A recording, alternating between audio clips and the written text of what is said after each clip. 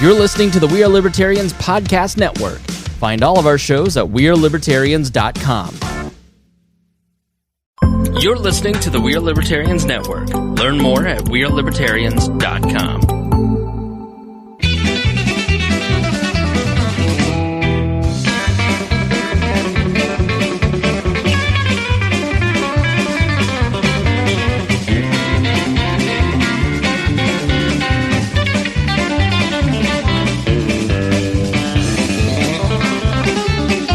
Welcome to the Boss Hog Movie Podcast. This is episode number 148 of Central Indiana's favorite podcast. I'm Jeremiah Morrell. Today I'm joined by our very special guest, Audrey Davis, my forever co-host, Dakota Davis, and who else? Today's episode features Chris Lamb, who is the director of the Newcastle Career Center here in Henry County, Indiana. The Career Center is a great program that is offered to all of our local schools around here. We're going to be talking about Chris's background, where he came from, and also all about the Career Center. So we had Stephen Vitito on, which was all about the Newcastle Career Center's welding program, but this is an overview of the whole thing. I am a Career Center alum, and so is my wife. So we are... but Audrey doesn't even have a career anymore, so how did that work out? I did, and it was related. It was. We both went into the fields that were related to our Career Center classes. I think it's a great program. She thinks it's a great program. I'm sure that Chris Lamb also thinks that they are all great programs. Absolutely. So we are going to be talking all about those, and make sure you stick around to the end to hear some of Jeremiah's very special final thoughts. This show is about our lives in rural Indiana. We're here to push your boundaries and make you think as individuals. Sometimes we will provoke you. Other times we'll make you laugh. Tonight we'll make you laugh, I promise. Other times, hopefully, you'll always learn something new. And I think you're going to learn something new tonight. For sure. Oh, man. So, got one of our big time patrons right in the studio, Dakota. That's right. You've been putting his name last, but I think we ought to rethink this a little bit. I put his name last because I was going to do a drum roll. Oh, but all right. You blew it. You do. I screw up a lot of stuff. You can sign up at patreon.com/BossHogOfLiberty. Those are the folks that help support the show. They are also the folks that pay the bills around this place and make it to where we are able to get a nice thermostat to where now Chris is comfortable. Last week, Tom Saunders was not comfortable. His teeth were chattering. It was bad. Yeah. So we appreciate all those folks. The tiers start at $5 a month, and you get different rewards for different tiers. So you can get stickers in some tiers, which are on their way. We just ordered some brand new die cut stickers, so they will be coming in the mail for the folks that have signed up in the last month and a half or so, or 2 months probably. And we also have some postcards that we have. And then if you donate at $50 or more a month, then we give you a shout out at the front of every episode. Those folks are Jonathan Phillips, Craig DaCosta from all the way in Hawaii, Christy Avery in Fort Wayne, and of course, Chris Lamb, our guest tonight. Yeah. So we appreciate those folks greatly.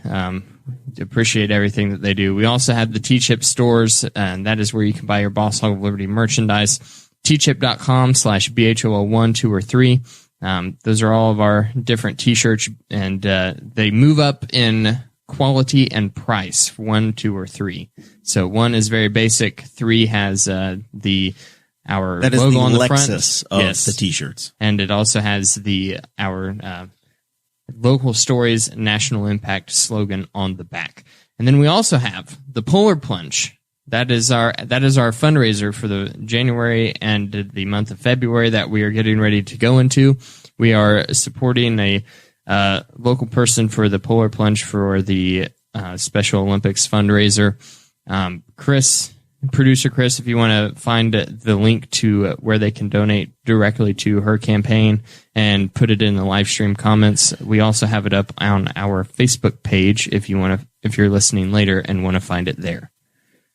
Really cool crowdsourcing fundraising going on with the Polar Plunge, and I know the Newcastle Baby Box is absolutely taken off this week. I think there was a $7,500 goal I gave to that, and I know a number of our folks, our listeners from across the country, from the We're Libertarians Network and just through Boss Hog listeners have been giving to that. It's been really neat to watch that tracker move this week.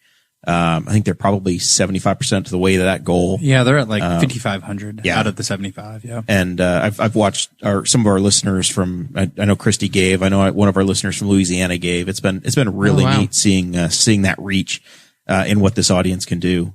We talk about not doing things through government all the time, but doing it as individuals and as a voluntary deal. And that's been a really neat thing to watch. So, and that was one of the things that we talked about at the end of 2019, where we always talk about things that we can improve upon.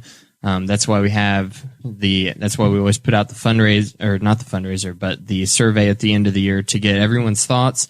One big thing that we came up with for 2020 as our resolution, I guess you could say, was we wanted to be more involved in some of the nonprofits and things that are happening in our community and around our community. We did the fundraiser for the Career Center. I was going to present you got with the big check. You got the big check, Dakota? Uh-huh. I was going to present you with a check tonight. I totally forgot it. So we're good for the money. The check's in the mail. You were promised the sticker and you were promised the check, and the stickers didn't come in the mail, and I forgot the check. So yeah. Sounds like the Army. Sure does. Yeah. He's been disappointed before, and he's ready for it again. To it. I'm sorry I duped you, Chris. But so yeah, speaking about the U.S. Army, you met a young Chris Guffey in the U.S. Army. Chris Guffey said that you met him in 2007. Yeah, that was it. Well, well, great story, guys. well, we were about to build on it, but Jeremiah just it's got to be so fast. very for him. abrupt. Very. We talked about awkward moments in the Patreon portion. This That is was him. one of them. Yep. So yeah, we met in 2007. I had just enlisted, and you were in E5, E6 at the time? I was a staff sergeant. Yeah, E6. So he's in E6, and here comes Guffey just strolling into the Muncie. The Muncie, what? Det 4? Yeah. They have Army in Muncie? I didn't realize that. They do, yeah. So I'm strolling in, and there's Lamb, and I don't know how it happened, but I think at the time you were kind of the platoon sergeant, weren't you? I was. And so my family, his last name's Guffey also. And different tribe, also Different from Albany, tribe. Kentucky. Different tribes. From Albany. Yeah, of course. And so I saw Guffey, Newcastle, and I thought maybe. Yeah. But so yeah, it was. You were there what, 2 years, year and a half? Yeah, I was there for a year and a half because I went my junior year, then I went to basic, then came back my senior year. So basically, it was a weekend to yell at him and run him around. Basically. Push-ups, sit-ups. Make him great. Mm-hmm. Basically. Yeah. So, and you just develop a friendship, and Yeah, absolutely. so it's kind of nice because You develop your friendships through borderline abuse. absolutely. Yeah, that makes sense.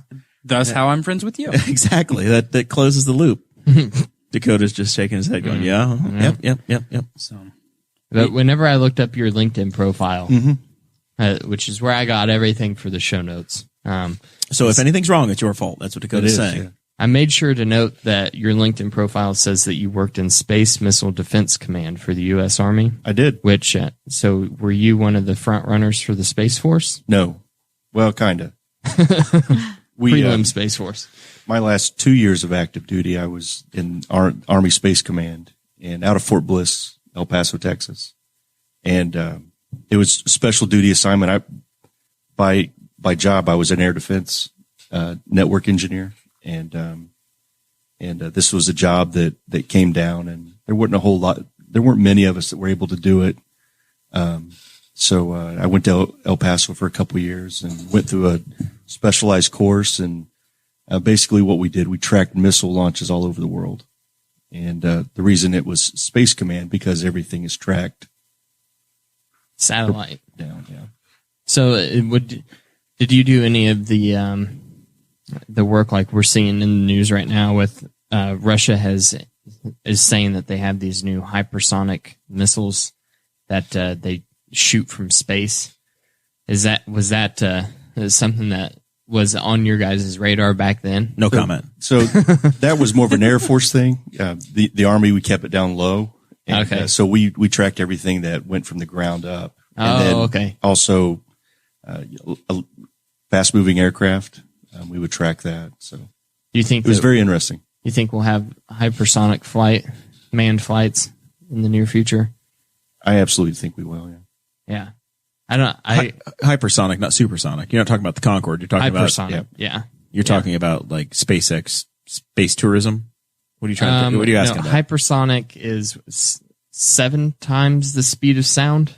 Okay. So it's thousands of miles per hour. It's faster than anything that we currently have.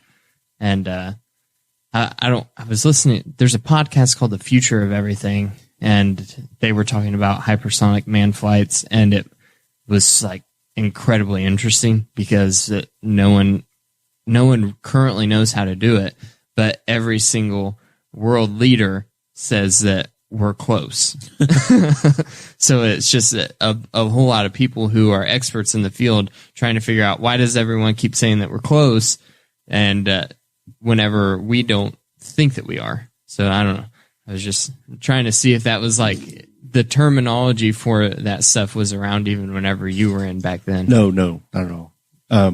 It was,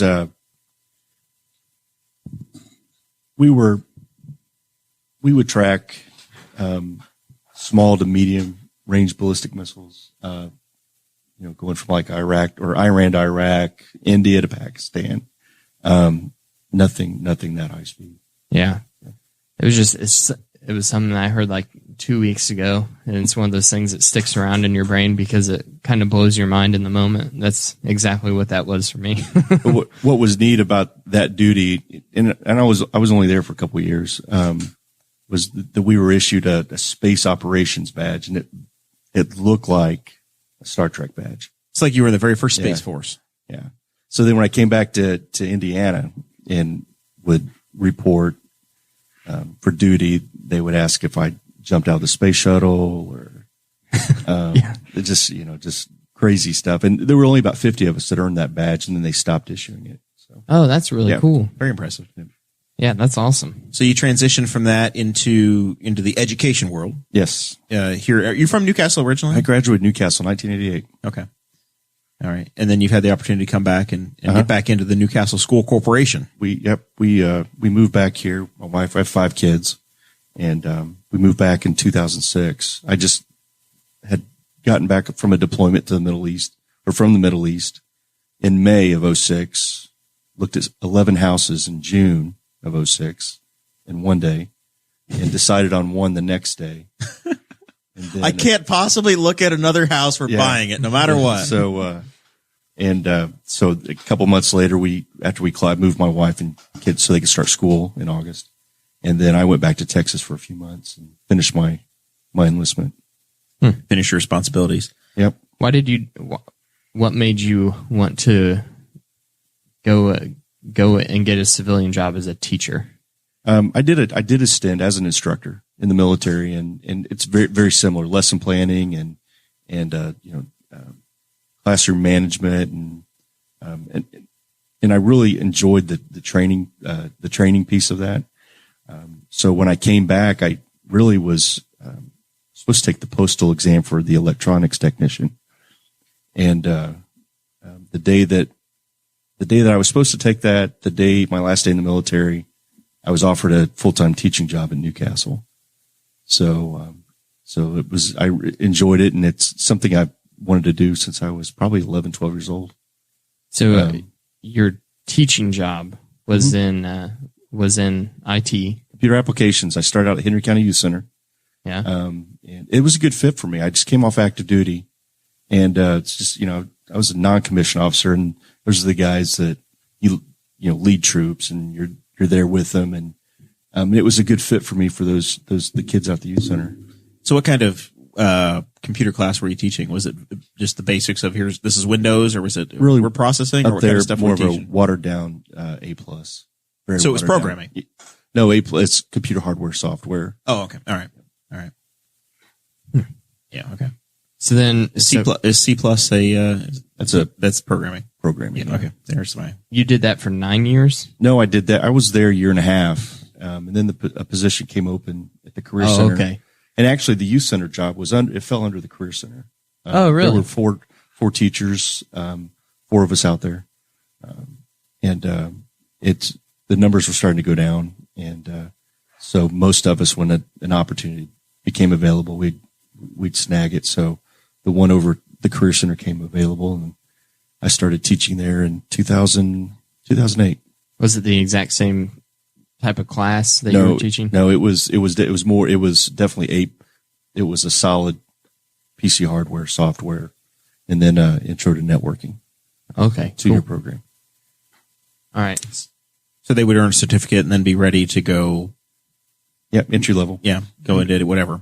Was Robert Hobbs? Yeah, was Bob. he the guy for the whole time that you were at the Career Center? Yes. So he's your predecessor, right? Right. So Okay. he is the second ever Career Center director. Beverly Hankenoff was the first director. Career Center was established 1972. And, Really? I didn't realize the history was that long. Yeah. Prior to that, schools were responsible for their own technical training, and it's very expensive to buy lathes and welders, Welding and those, equipment, right? things Absolutely. like that for shop classes. So, the state of Indiana legislature divided up CTE districts were District 27, and basically that way they developed these districts, and the schools in that county would feed into the Career Center. You create a co-op essentially of the local school corporations. And ours is initially started with 5 schools, and now we're up to 8. right. So right now you've got Newcastle, Blue River, Shenandoah, Charles A. Beard, Eastern Hancock, Tri.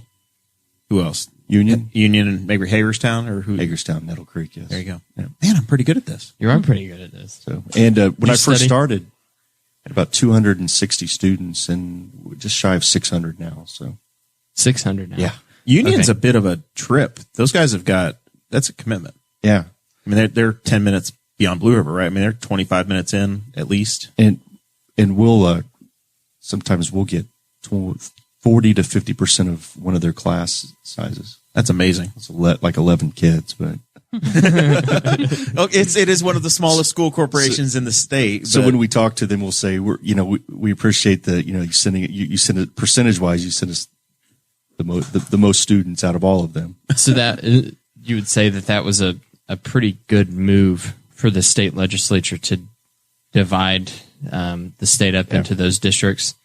It's equipment's expensive, and schools, obviously schools struggle, and they probably always have struggled financially, and when we can pull together like that, we're funded through federal grants, state grants, a lot of federal grants though, and then tuition. So the schools pay tuition to send students to us.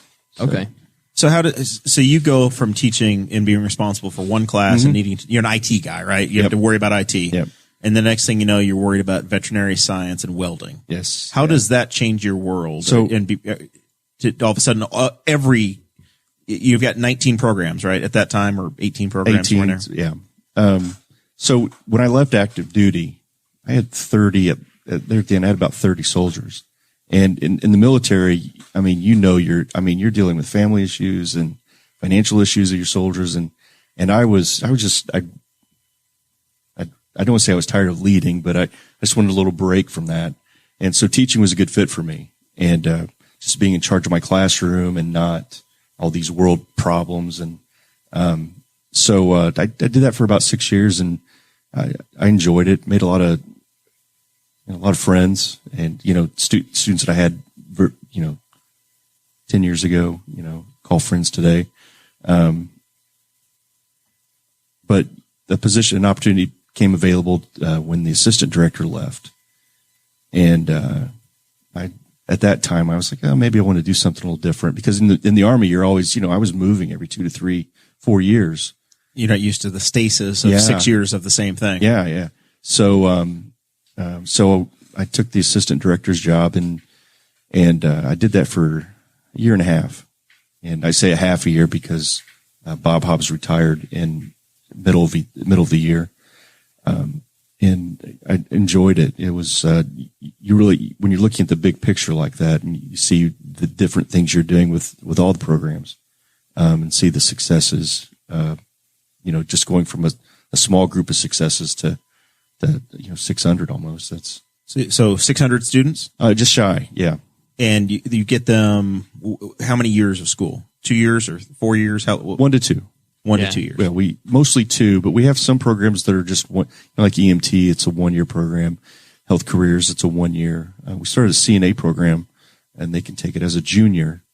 And we that's a new program we started this year, and typically it takes a few years to fill a class up, and we filled it up in 2 weeks. It was quick. So. Yeah. It seems like it would be incredibly popular. Yeah, and it's there's a lot of, and these students are typically going to go on to health careers their senior year, and then go into a medical field after that. And it's a good way for them to get their patient contact hours, and really get in there to see if they're going to enjoy it. We've had students that they do 1 day at clinical, and they're like, I'm out. Yeah. So when that happens, do they have the opportunity to, start your senior year and you say, I want to be a nurse, and then they go and all of a sudden I realize I don't want to do a whole year of this. Right. What's a student do? Well, so they would stay. Actually, we keep them in health careers, and it's very broad. I mean, we're talking pharmacy to mortuary, phlebotomy. Just so if maybe they don't want to work in maternity. That's where we've had them, and so we'll put them. We'll say, okay, what's your second choice? And then they'll go to pharmacy. Mortuary. Then it's, yeah. I want to go from and it's typically to mortuary. It's typically the mortuary to something else. So we still keep them, and, but what better time to figure that out, that you don't want to do something? That's where I was going to go with this, is that you're not spending your first year or two of college and taking classes that are coming out of pocket, and you're accruing student loans, where you realize, I absolutely did not want to get into this. Well, that's kind of what happened with you, with your health sciences class and physical therapy. Yeah. Was that discovering through your vocational class, I don't want to go to school for physical therapy. And it's broad enough, like the class, whenever I was doing, I don't know how it is now, that like we were learning all the same thing and then just doing clinicals, like that were separate. So like I still learned the same as what all the people doing CNA were doing, or all the people doing phlebotomy were learning. We do 5 dual credit classes through IB Tech and medical terminology. But if you're doing anything in the health career field, everyone has to know medical terminology. Yeah. So it's really and anatomy, physiology. Yeah. I had to do physical therapy. I did it the whole year, and I still went to college and thought I was going to do it. And then I was like, no. But so whenever I did the career center, we did the open houses. I don't know if you guys still do that. Yes. And they allow, whenever you're a sophomore and you're thinking about taking a career center's class your junior year, you can go to the different open houses and see kind of what they do and meet the teachers and everything. And I went to graphic design, engineering, and the building trades. And I went to the graphic design, and then I thought about it, and I was like, I want to do the graphic design because I have a lot of fun in my graphic design class I was in as a sophomore. I was like, but I know a lot of this, so I'm not going to gain much. Right. So then I decided I wanted to do building trades. We walked through the apartment that they were remodeling at the time, and I was like, this is really cool. Like, these guys are building something. So I just decided to jump in there. So was that the apartment Dave Nance? Yeah. Okay. Dave Nance, yeah. And it was a great project. project. Yeah, it was really cool. Yeah. So you can see why as a young sophomore in high school, I was blown away that, hey, next year I could be doing something like this. And then the next I don't have to be sitting in a classroom all day long. I can actually be contributing to building something. And we find that those students that are really high academic students, when they come to us outside of health careers, but if they take a class like a building trades, or sometimes it's hard for them, the hands-on piece, because academically they do real well, taking tests, studying, but to do the hands-on piece, they can struggle. And I think that's where those that were in the reverse, going through school, I think they enjoy that. They shine and, Well, Big difference. in my trade, my hands don't get calloused, right? I'm a salesman. But the folks in my industry and my customers, a lot of them are estimators. So they're people that built, they built construction projects for 15 or 20 years, and they've gotten that field experience. And a lot of times you'll have an engineer that gets into that immediately, that comes in, they become an engineer, but they don't have any field experience. Yeah. And that's one of the, if you get guys on a job site, if you get guys on job sites when they're sophomores, juniors, seniors in high school, now you're instantaneously building in that field awareness, which can help them 10, 15 years down the line in their careers. And a lot of them, in like, for example, machine trades, they'll say, I want to be an engineer, go to Purdue or, but they're getting that practical experience in class, and they can apply it a little better. Whereas most engineers at Purdue probably cannot. You can make a drawing, but you can't actually install it or operate it or build what's on your drawing. That was one of the main reasons I did building trades, is because at the time I had this thought where I might want to be an architect. Okay. Is what I was thinking I was going to go to college for. And so I was like, I'll do building trades, and then I'll have the trade experience, and then I'll go to school to be an architect. And then I got into building trades, and I really just discovered, like, I even went through like orientation and things at IU East before I was like, you know what? No, this isn't right. And I was talking to Trevor Stout, who was my instructor at the time, and he set me up with a job shadow with a electrical company called Cummins Electric in Richmond. Yep. I did that, and then I got on as an apprentice in Muncie. So it became to where it was like, I didn't really know what I wanted to do. So it was like, it would be stupid to spend money on school. I think it's so pushed that you have to go to school that I think that these programs like building trades, like machine trades, like welding, all those are one of the most valuable things that a high school kid can get the experience at doing right now.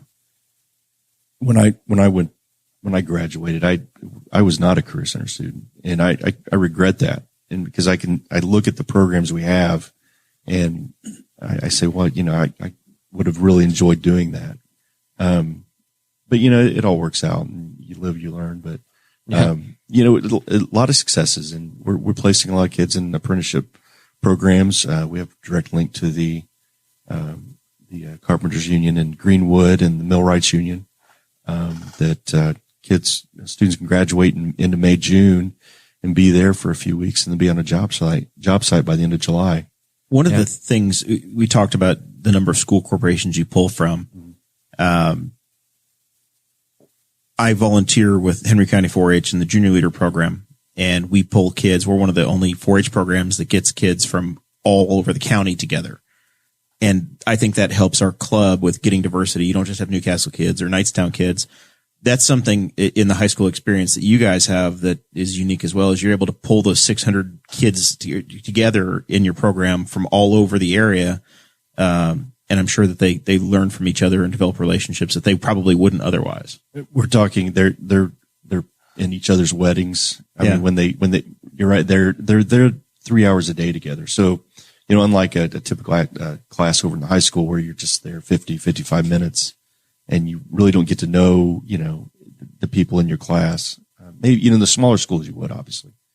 But to be in a class for 3 hours and also to be in a class where everyone has an interest in being there.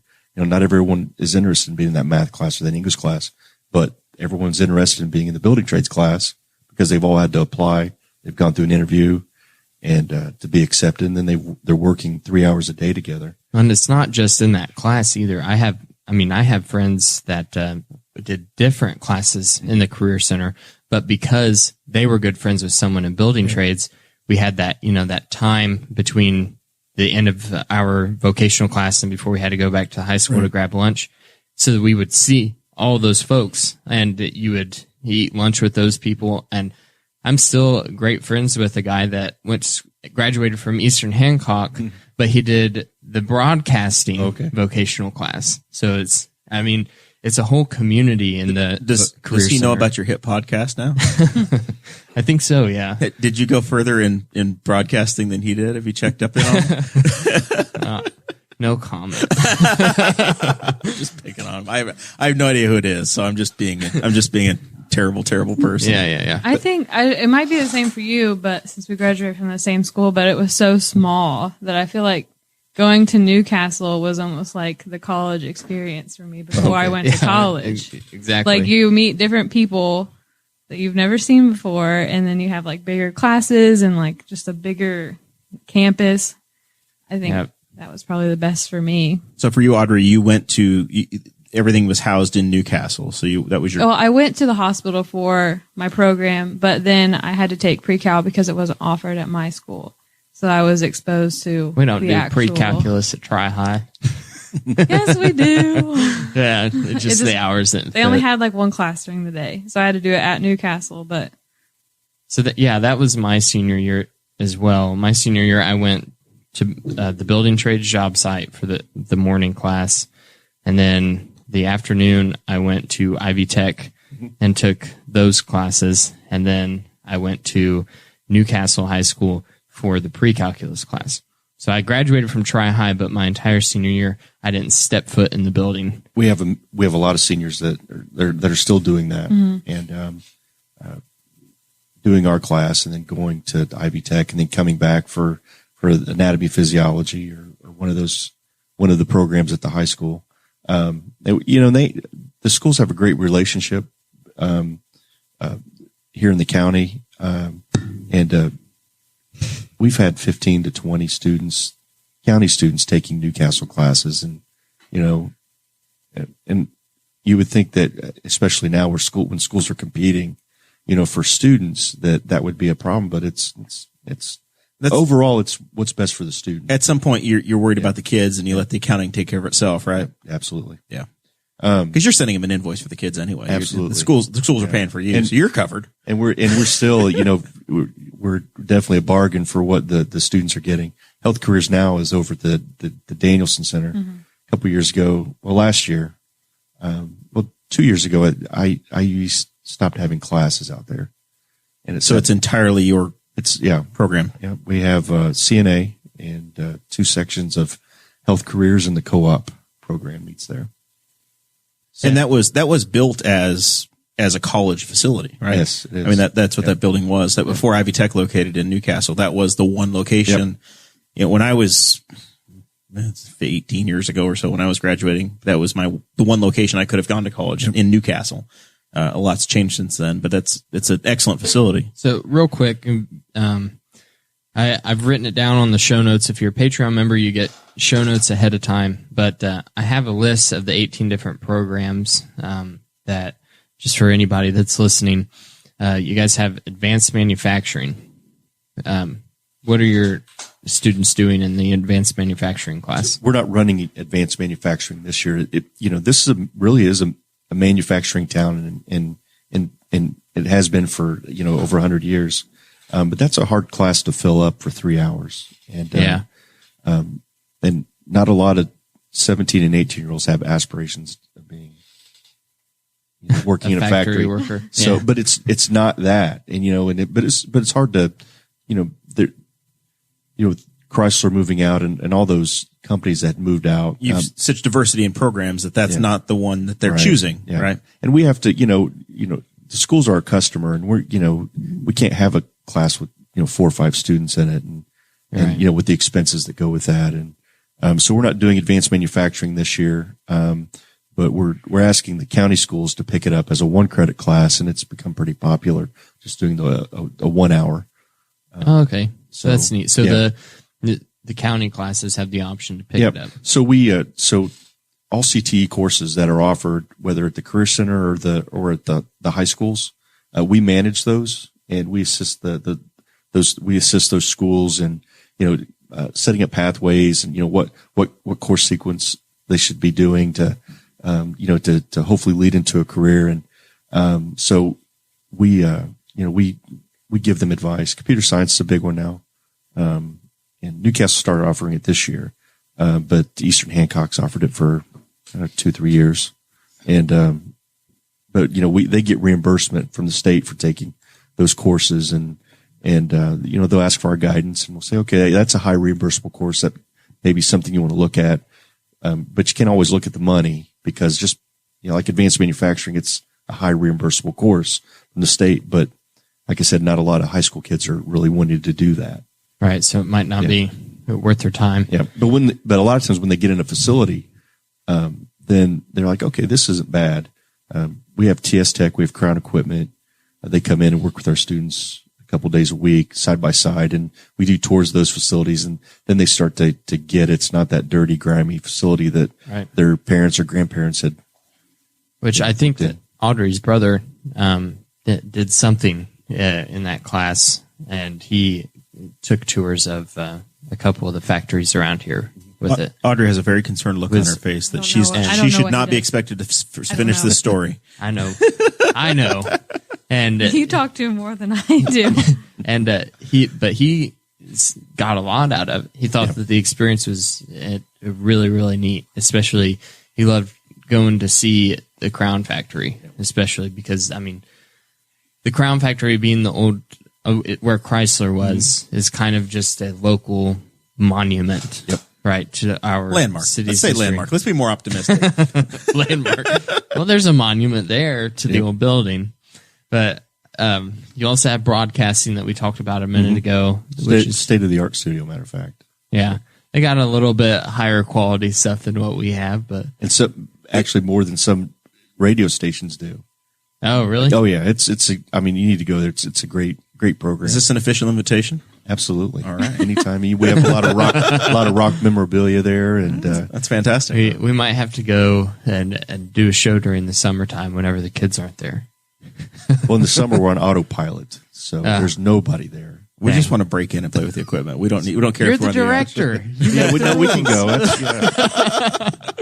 He wants a summer off. Don't ruin his summers by your request for a vanity trip. I don't get a summer off. I'm a full year employee. So we also have a connection to the broadcasting with our great friend Paul Fabric, who's a good friend of the show. Then you'll have the building trades program, which is of course where I came from, which I still think is a great program. Our third Habitat House this year. So we built. We'll get to that story in a second. We're developing a posse. Mike Broyles also wants to go on the field trip with us, so he's the chat is getting lively with things. Everybody wants to. We're just gonna have to rent the Slick Pickle and take a lap around Newcastle. Yeah, we do. We have to rent it. And then the computer operations class, is that the class that you taught? I did, yes. Okay. And is that held at the Career Center's building? Yeah, the main building. Okay. And then cosmetology? Our main building, yes. Do you sub for that class sometimes? Which one? Cosmetology? I sub for all of them. Yeah. Today I was in preschool. There you go. Oh, there you go. We had about 10 preschoolers there. And so it's fun. Yeah. But cosmetology, that's a blast. I have no reason to go there, but they can do like facials. Yeah. Oh, yeah. Facials, nails. You could have. There's all kinds of things you could have them teach you how to do. And that would be an awkward moment for me. So when I first became the director, I'm like, I want to get in with the students. I want to be engaged, and I still am. But so in cosmetology, I'd go down once a week and I'd have them do my fingernails. And better than your toenails. Yeah. Oh, I wouldn't put them through that. But after about 2 minutes, then it's an awkward moment. But you run out of things to say. Yeah, like we talked about on the Patreon side. And you can't just drop your fingernails off. You've really got to stay, unlike the Patreon where you could have walked away. And I couldn't pull my phone up to, that's right. Yeah, because you got to use your hand. Another student can come by and hold your phone. Can please scroll, swipe for me. Yeah. But we're trying to tell them to not pull their phones out, so it's, But the cosmetology program is really neat because they get a certification, right? Right. So, they have to, over 2 years, they have to earn 1,500 hours before they can take the opportunities there. Yes. And the last 4 years, we've had 100% pass rate on licensure. So the teacher in there, she does a great job. But it's pretty much dependent on how much work the students themselves want to put into it. Yeah. And we track it. I mean, she's really good about staying on if a student gets behind they senior year, at the end of the year, they'll do their practical hands-on exam, and we bring, licensed cosmetologists that are, certified to teach. We'll bring them in and they'll test our students on the practical, the hands-on stuff. And then they'll go down to Indianapolis a few weeks later and do the written examination for licensure. So, and then culinary arts, yep, which I'm sure is a big hit around your building. It is. For example, 2 days ago, I go in and there's a pig laid out. I mean, snout, everything. I mean, and we had the executive chef from the Indiana Grand Casino. I heard about this. Yeah, and so he did a demonstration on how to prep and process, and then they made sausage gravy, homemade sausage gravy from the pig. Wasn't big enough to have bacon. That's my favorite, is the bacon. But, well, that's a little more involved. Yeah. So. Wow, that's incredible. Yeah. Because, my dad and I have been looking at taking butcher classes together and paying for the classes in Indy. They're not cheap. No, and we do some adult classes like that at night. And, Steve Vitito did the welding, and we're actually going to start barbering in August. Evening barbering class. One of the barber shops that I frequent is looking for a barber right now. So there's an instant opportunity all over. And we brought that up I brought it up to our cosmetology teacher a couple years ago, and she went last summer and got her certification to teach barbering. And very cool. So we're going to only to be able to do it in the evening. So it will be licensed cosmetologists that want to get their barbering endorsement. It's additional 500 hours, but they can test out of a lot of it. The amount of hours that are required to be crazy, a cosmetologist or a barber. Maybe Clay will finally be able to have a straight razor. I doubt it. And that's the hard one, is the straight. They have yeah.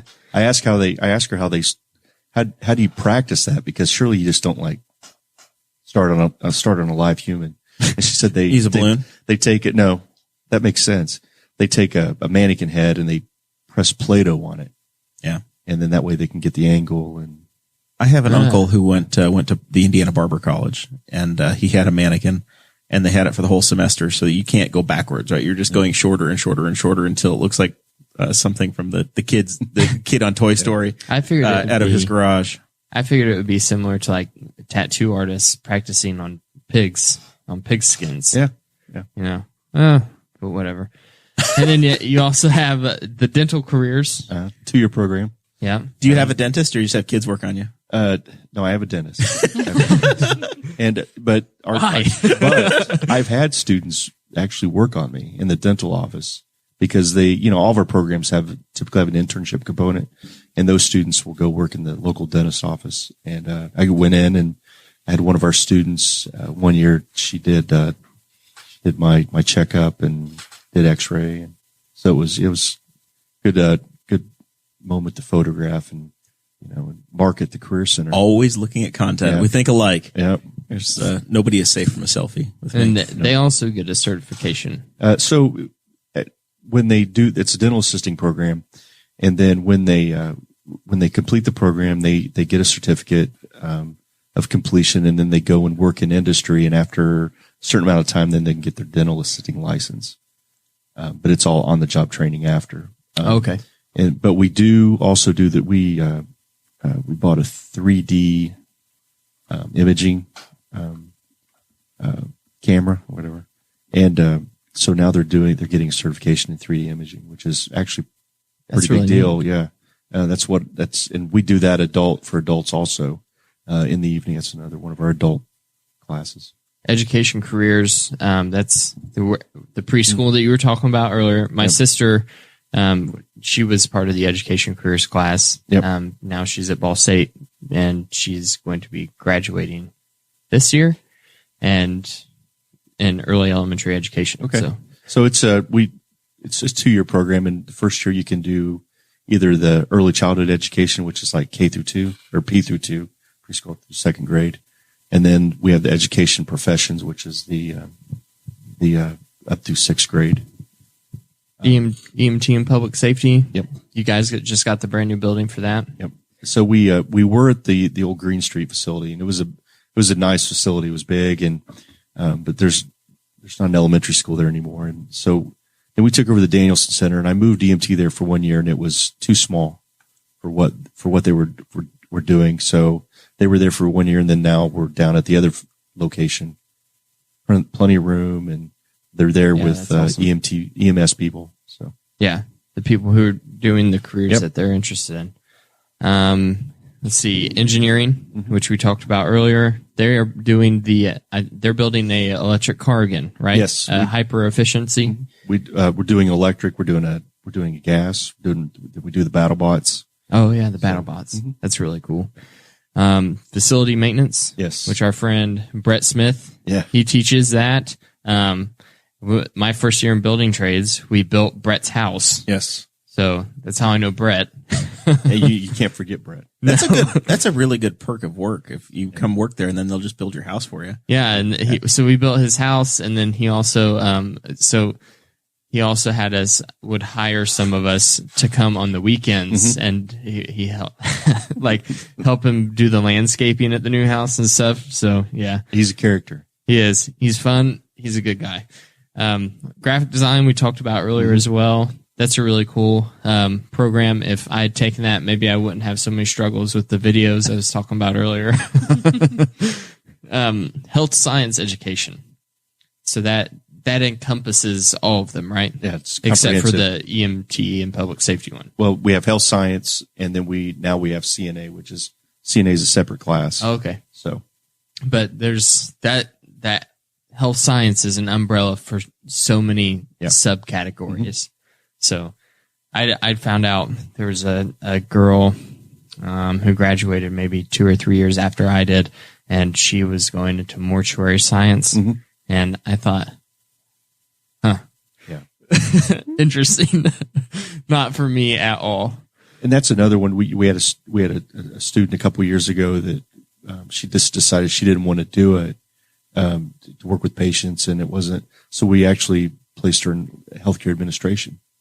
Oh, cool. So in the office. So it was. I mean, we were. Those teachers do a great job finding clinical sites for those students.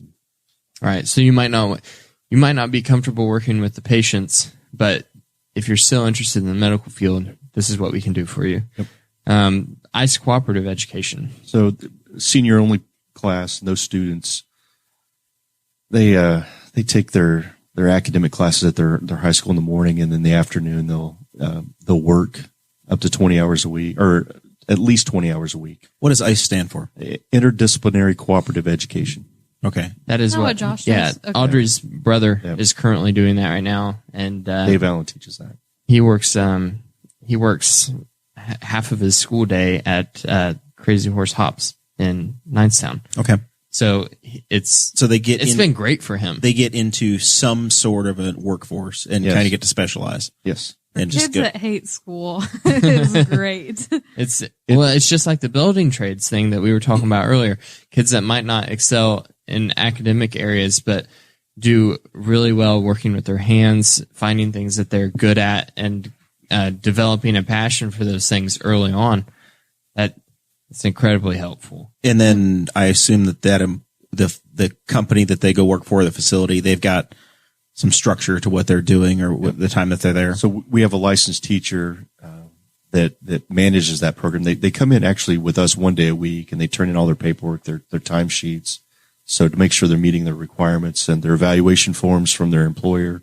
That teacher, he's even though he's only with the students half a day, 1 day of the week, the other 4 days he's traveling around, just checking in. Yes, yeah, and he's required to do that. And there's probably one of the thickest manuals that's tied to a class for teachers or administrators is the work-based learning manual. It's like this thick.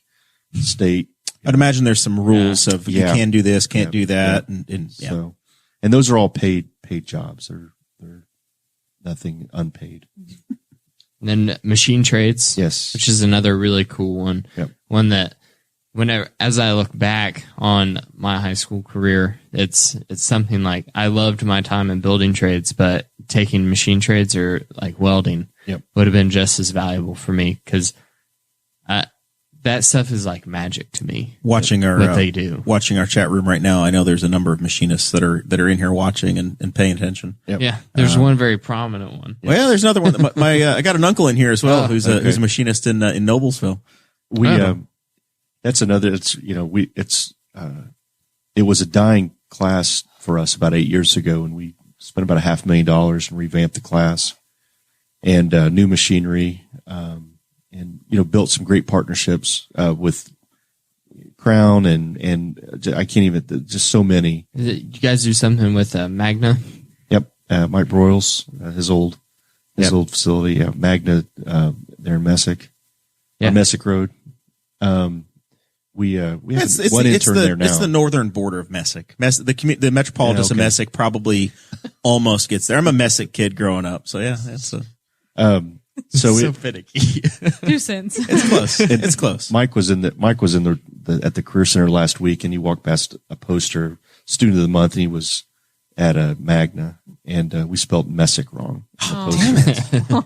I'm sure that he MESSICK, and it's get it right, people. There's like 200 words in the paragraph, and he was able to that one. Yeah. So Mike and I are from the same cloth. Yeah. I can find it instantaneously if something's horribly wrong. Marketing and sports entertainment. Yep. That's the one we were talking about earlier. That it's at Tri. Yep. And we've done. The students will work with. One year we worked with an author and worked on his social media, and our students, and they really enjoyed it. The students would meet him at Cafe Royale and sit down with him, and we were his marketing team. Is that Mark Kirstman? Yep. Yeah. And his daughter was in our graphic design class, I believe. Yeah, Joy. Mm-hmm. Yep. And she did all the covers for his books, and then the marketing team marketed his books. That group I think has also worked with the Henry County Expo Center and developed some really neat logos and stationery and letterhead, and they went wild with that about a little over a year ago. Indianapolis Indians. I don't know if there's still a farm team, a baseball team in Richmond that we did some work with them in previous years. So neat. Yeah. And then vet science, which based on your Facebook is your favorite class. It is. Oh, yeah. It's my favorite class. I used to go down there and visit all the time. Dog therapy. So yeah, it's my daughter's in that class this year as a junior, and she really likes it. It's great hands-on experience. 2 weeks ago, last week they were dissecting pigs. Mm-hmm. We keep a box of pigs in our storage room. They're much quieter that way. And then next month, so you've got pigs in two classes. You've got them in the culinary sciences and on the vet science. And if it wasn't for the formaldehyde, I would like to take it down to culinary. It'd be cheaper. Yeah. And then they do their culinary would do their thing with it, and then we would sell it to staff. It'd be perfect. To make our money back. I mean, so Purdue has that where they have an on-site slaughterhouse, and then they also have a meat counter as well. So they've got the whole thing at Purdue. Oh, I didn't know that. Yep. Too bad Mason dropped out. Oh my god! But when I taught the IT class, part of my job responsibilities outside of teaching was the network administrator for the Career Center. And during the day, I would send students to classes to take care of minor things. And I always would, when I knew they were dissecting cats or pigs, I would send students down there to take care of an issue. And they didn't, these are the IT guys. They have they can play Call of Duty and see that blood on the screen, but they can't handle it when they go and they see, the guts on the table there. So it's pretty gross. Yeah, it's fun. So that's how that's how you take your joy during that's the day. The Army thing. That's the Army piece. Yeah, go find me some pricky sixes. Yeah, exactly. Yeah. And then the last on the list, because it's in alphabetical order, is welding. Yes, that's why it's last. They just got a brand new teacher. Yep. Our friend Steven, he ditched you. Ronnie Perrin is the new teacher, and he's has a lot of great experience, different experience, more fabricating and welding. He worked with the local, I don't want to say celebrity, Butch Fairchild. I worked with him a lot, and they built classic cars. And I anything, welding's welding, and anything to get the student's attention. And, that student typically, they like to mess with their cars and their trucks. Classic car. Yeah. So, we're excited. He's never been a teacher before, but he's been in industry. He actually started out in IT. And then he went over to do what he's doing now. He's been doing it about 10 years, but he would host a camp in the summer and bring, students through the camp in a couple days and just to get some hands on so he has a passion for it. Are you guys planning on continuing the adult education class? Yes. Yep. For that, I've heard nothing but absolutely fantastic things about the adult education welding. And we run all those through Ivy Tech, and they're non-credit courses, but the students register through Ivy Tech, and then when they complete the course, they'll get it. It's on a transcript. So if they're trying to skill up for their employer, they can take that and show that and some employers actually paid for that course. So, that's cool. Yeah. Father, son. Talk to my employer about that. I know a number of the other local farmers that I've worked with have gone through as well. I know Mark Wenning went through, and I think there's a number that I've hung out with that have gone through it. And it's not just adults. 16's the youngest age. Yeah, I think we may have had a 15-year-old in there, maybe. Yeah? But it was like his dad was in there too. Oh, okay. So so it's. I mean, if you are a student, which once again, Audrey's brother, who does the cooperative education, he decided that he wanted to take some welding classes and signed up for the adult education welding class. And I just can't say enough for the opportunities that the Career Center provides young people in the county and the city of Newcastle. It's incredible. The mentality's definitely changed over the last 10 years. Usually the Career Center was where those students would go that necessarily didn't do well in their, I say non-CTE classes, because because our classes are just as academic as any of those classes. You go to machine trades, they're doing trigonometry. Right. And, welding, they have to, they're learning about gases and, just different things. And, so I usually say CTE and non-CTE courses.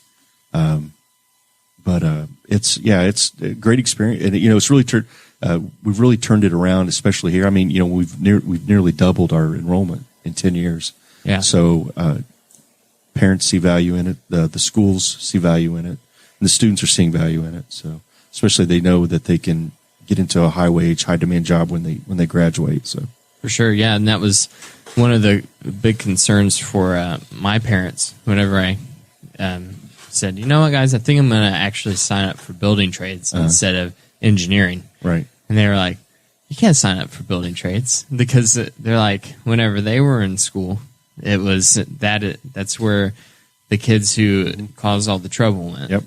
You have to go to college to be successful. That was the thought.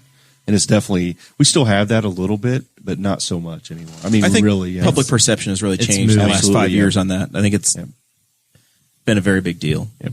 And it was still really big whenever I was in high school. So I think it's been incredibly recent. Rupert Bonham started talking about trades when he ran for governor in 2012 with Libertarians, and Mike Pence kind of poll tested that and picked it up, and I think he started talking about it and promoting it in Indiana at that time, and really since 2013, 2014, I think the idea and the promotion of it has really become mainstream. Our health careers class was always popular. I mean, that was, but now, the welding and the machining and the engineering, those are, just as popular. I got a 4-year degree and then went to work and still didn't make as much as what I thought I should be making with a 4-year degree. A little upsetting. But it's fine. So we have students that we're an early college career center, and we're the third only in the state to earn that designation. And there's a lot of data collection, a lot of visits, and from the endorsing agency that certified us, and it's through the University of Indianapolis. So what that means is we're offering our students graduate with a diploma type. In Ivy Tech, we do a technical certificate and a certificate in 3 of our programs now, and we're expanding that. So we, the first year we had maybe 8 students that graduated with a certificate or technical certificate from Ivy Tech. Last year we had over 60. I think this year upwards of 80. Do you know the other schools, the other centers that have that certification? Up at the South Bend, the Career Center there is the other one that I know of, and then over at Ben Davis. Okay. All right. So really big markets. We're the only rural. Yeah, we're outkicking our coverage significantly, having that in Newcastle and Henry County. Yeah. And, we do we do not only Ivy Tech, but we have a partnership with Vincennes University. And because Ivy Tech doesn't offer everything. So graphic design, we have Vincennes dual credit. I'm a proud Ivy Tech graduate. Okay. The computer operations, is that still through Vincennes? No, it's Ivy Tech. Okay. So that's a unique. Something we started last year with the new credentialing that the teachers have to get to do the dual credit classes. Welding, it's not so. I mean, it's still you have to have the credentials to do it. But when you get into business and information technology, they usually want a master's, and there's not a lot of IT teachers that have a master's degree that want to work for less than $40,000 a year. So we run an online class so the students come in and they do that. The Ivy Tech online piece, he teaches the curriculum. Yeah. And then we have one of the Ivy Tech professors will come in every couple weeks and work with the students, and it's worked out really well. We're doing 14 dual credits in there now. So, all right. Is there anything else we should be covering here that we've omitted, Dakota? Yeah. One thing that I think we need to cover is we talked about all the schools that can be put into the Career Center, but Jeremiah was homeschooled. So I refer to myself as a 6th grade dropout. We also have the private Christian school here in Henry County. Are those students able to enroll in your programs? So the short answer is yes. So we have a governing board that just, it's like a school board that manages, that's over the Career Center. And there's equal representation from each of the sending schools, and they've approved, because we don't fill all of our classes up, but they've approved that we can offer that to students that are outside of our cooperative. So, but with homeschool students, the setback could be the tuition. So yeah, so they have, because the school corporation that the student would usually come from covers the tuition. Yes, a homeschool child, parent, whoever has to cover it. Yes. Is it the same for private school? It would be. Private schools, they typically, from my experience, they do not. And we've had just a couple. We have a student that's at Shenandoah now that came from private school over in Anderson, and they didn't want to pay the tuition. So okay, they enrolled. Homeschools pretty much are treated like they're private schools, right? It's the same classification, and since they don't have public dollars attached to them, then at some level the funds have to be there, even though that child would have been eligible for public funds because they don't count towards the count of that school. There's a hole in the budget that needs to be filled. We have a building trade student this year that came from homeschool. His mother, we went to high school together, and they lived in Indianapolis. They've moved back here, but she wanted him to go through the Career Center, and didn't want him to go through one of the largest schools in Indianapolis. And he was homeschooled, and he's in our building trades, and he's 14. I mean, it's wow. But he's a high school junior. Yeah. So it's typically very bright. Awkward moment. Silence. There's an awkward moment. Silence as you try to figure out if Jeremiah is the exception to the rule or not. My parents raised 3 salespeople homeschooling. I don't know how it happened. We're all wildly different, yet we all none of us boomerang back to mom and dad's house, and three salespeople. One in machine tools, one in construction and one in agriculture. So I don't know. So when the school sends students to us, the state, and like I said, we manage those CTE reimbursable courses, and all of our programs are CTE reimbursable. So, when they send a school to us when they send a student to us and they pay the tuition, the state will actually reimburse them for reimburse the tuition. Yeah. And sometimes it's equal to or even more than what they've paid to us. So, okay, cool. Especially if they earn like a technical honors diploma. There's money tied to that. So to me, it sounds like there's just absolutely zero downsides, only benefits to the Career Center in Newcastle. When will you be erecting your Mike Rowe statue? I feel like all of the trade centers probably need a statue of Mike Rowe, so like a doughboy style. We have another success. We have a Mike Rowe scholarship winner from it was 3 years ago. He's in the Marines now, and I don't know if you remember Judge Kellum. Mm-hmm. It's his grandson, and he Hagerstown. So and he was another one. His senior year, he didn't take a class at Hagerstown. It was all through us. That's awesome. So, but he went to Ivy Tech the next year to finish. Hit upwards of 50 credits with us. He went to Ivy Tech, did the English and the math and the speech, and then ours. And he did an online one also. And, he almost had an associate's degree. So I think he had to go 2 semesters. That's where I'm at. Full load 1 semester and then like maybe 6 credits the second semester. Yep. So. That's exactly where I'm at with mine. I'm very close. Our health science students typically leave with 30, 40 plus college credit. So yeah, it's not uncommon now to hear about kids that graduate high school with an associate's degree. Yeah. And it's hard for a rural school to do that. I mean, you really have to plan that from that freshman through senior year. And I don't know if you remember when you were a freshman, you weren't planning that. No, I mean, no.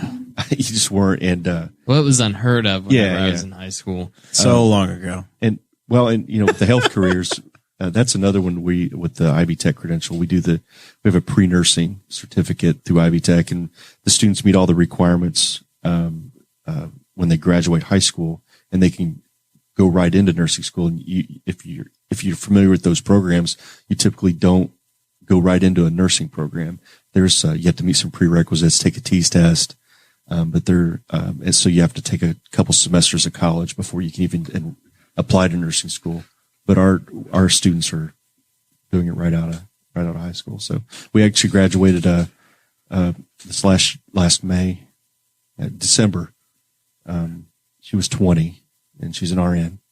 And when she went out with her class to celebrate, she couldn't drink. So she couldn't partake. Incredible. But she's a full-time RN now. You also get, if based on your performance in the Newcastle Career Center, you also have the opportunity to have a technical honors diploma whenever you graduate high school. And that's another $750 for a sending school that if a student earns that technical honors, and typically they can only earn that technical honors if they come to us. You know what? Whenever my son starts going to try out to just do everything for free because I made them so much money. There we go.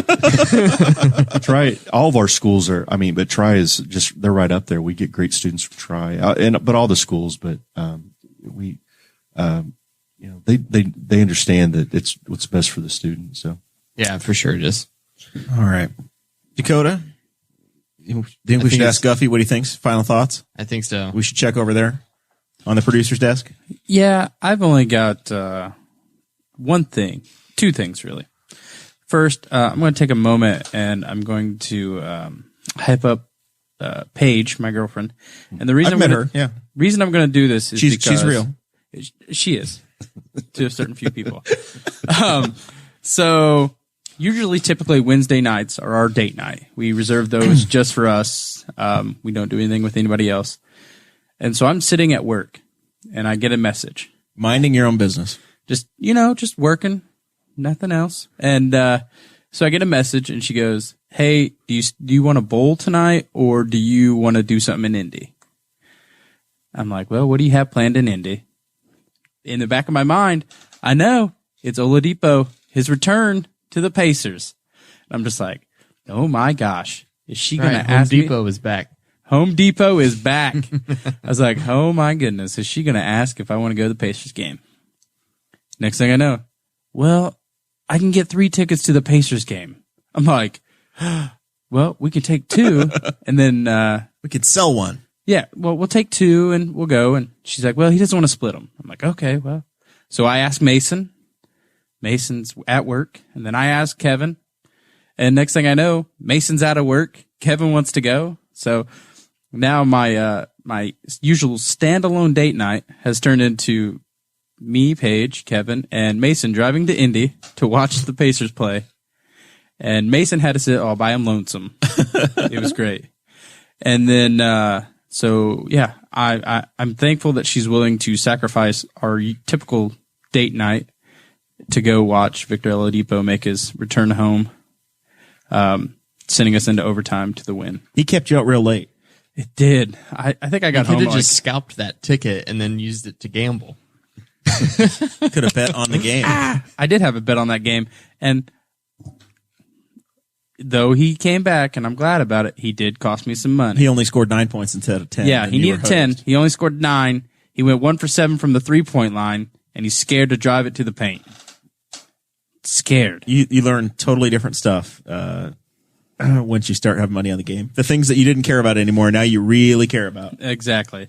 And then, and then the second thing is I'm really excited for our trip to see Bert this weekend. Bert in Kreischer? Dayton. Yep. There's going to be a big group of us going, and I'm excited about that. So that's all I got. We'll be signing autographs at the Dayton Hooters at 4:00 if anybody wants to come by.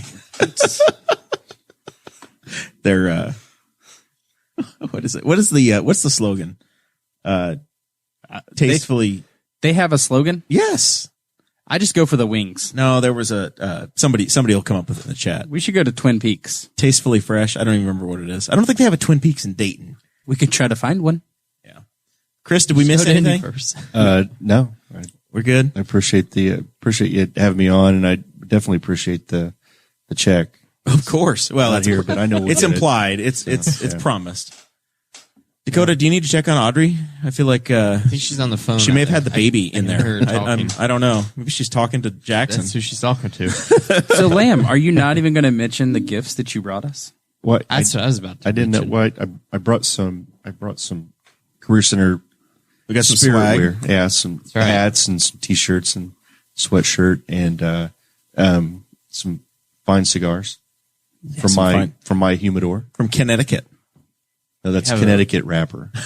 Okay. Not from Connecticut. So, Wow. I'd seen your. Are they Old Bay flavored? I assume that from your picture that with the Boss Hog apparel. Yes. we appreciate it. was that a manufactured cigar or was that a hand rolled? I have a lot of that picture happened so fast. Yeah. I don't know how Which picture? the old Boss Hog, the original 1.0 Oh, wow, yeah. That was a while ago. early on. So That was early on in the concept. these are mild, so they won't make you sick. All right. So Well, I'll give one a try. I think there's 4 or 5 in there. And so. Dakota owes us some cigars here pretty soon. I do? Yeah. Why? Chris, when a man has a baby, what do you do? Yes, That was cigar. Yeah. that was supposed to be for that diaper party that I never put in. That I took a day off of work for, and then nothing happened. Yeah. get a Never box got planned. And Delightfully tacky, yet unrefined. That's Hooters' slogan. Oh, yeah. Yes. There we go. Yeah. I was going to give a shout out to Chris for bringing the hats, the shirts, the cigars. Listen, our guests haven't been doing great in the gift department lately. But Chris brought it all back around. He brought more gifts than we've ever experienced before. I also wanted to give a shout out to Cade Coker because he commissioned me to make a plaque for a shoulder mount, for a deer shoulder mount, and in the shape of the state of Indiana. And I had trouble from the get-go. So, gluing the pine together, planing it, sanding it, that's fine. That's whatever. It's the same process every time for that. Then I was like, how am I going to draw the state of Indiana so large? And I was like, oh, we'll get a projector. And so Audrey's mom said that she had a projector. Traced it out. I got it. It was an older style, so I couldn't hook it up to my computer or anything. So you have to print it on a sheet. And I was like, oh, wait, we have a projector. There's one here. So I drove up here and I got the projector. That projector is a piece of junk. Yeah, we knew it was bad from the beginning. Absolutely junk. I think that my dad gave it to me. I'm pretty sure it was stolen from never somewhere. Opened. Yeah. And he said that he had got it for work or something, and never used it or whatever. And it was like one of those cheap Amazon finds, I think. And so then that didn't work. So then I had to freehand it, the outline of the state of Indiana. Well, you did great. I was like, whatever. And it actually turned out pretty well. It wasn't that bad. My old shout out to Mr. Custer, my art teacher in high school. And then after that, I was like, all right, the hard part's done. I'll just stick it on my scroll saw, which is like a band saw, but it just goes up and down. It's not a band, for those that don't know. And I was like, I'll just move it around. My scroll saw was too small. That's a lot to turn. Yeah. That's a big board. Well, the scroll saw is good for turning, but there's so much weight on the back end because it's so large that it just kept binding the blade. So I had to get out a little jigsaw. Did you do it by hand? You start hand cutting? My jigsaw worked pretty well, but it was very stressful to build it because the next thing you know, you cut Evansville right off. They just fall off into Kentucky. It's extremely stressful, and the sanding was extremely stressful, sanding around all those tiny parts. I did most of it by hand, but it turned out really, really well. So the pictures of the board are on the Beezer Creek Restoration page, and then Cade shared the final view. Yeah. So big shout out to Cade, because it was, if I had the idea to do it for myself, I never would have tried it. So you're now dabbling in this, and they can be commissioned. Oh yeah. You want such an item. Listen, this has happened a couple times that I've been pushed out of my comfort zone with these projects, and it's always turned out okay, but it's it's just one of those things you just learn step by step.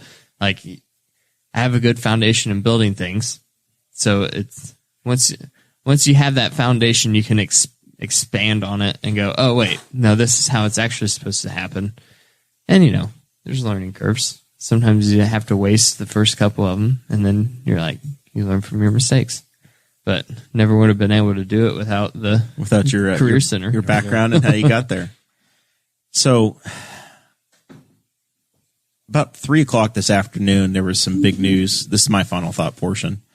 Some news that came across. Andretti Autosport sent out a message to the world saying that John Andretti had passed, and he's a guy that was obviously a race car driver from Indiana, and had a background that was as diverse as anything you could get. Guy ran the 24 Hours of Le Mans in France. He ran the Bathurst 1000. He ran he won the Daytona 24, the Rolex 24 in 1989.